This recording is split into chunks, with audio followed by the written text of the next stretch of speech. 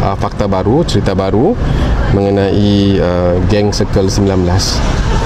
Geng Circle 19 ni telah dijelaskan oleh saksi ni.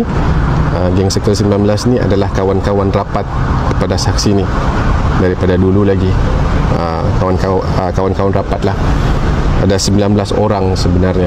Semuanya ada 19 orang.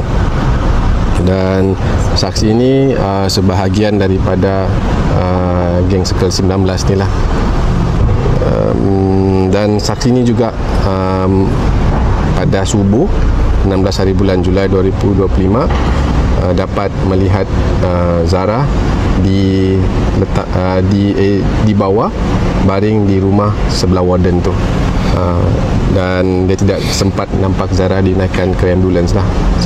Dan selepas tu dia naik masuk ke bilik untuk bersiap ke kelas. Itu keterangan di ponan yang ke-13. Kami tanya sama ada dia tahu pasal geng Circle 19 ni. Dia cakap dia tahu.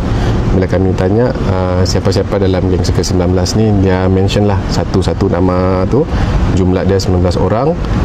Timbulnya geng Circle 19 ni adalah kawan-kawan rapat. Begitu je lah. So geng 19 tu adalah senior atau kalangan tingkatan dia saja? Itu saya tak boleh beritahu. Itu saya tak boleh beritahu. Students.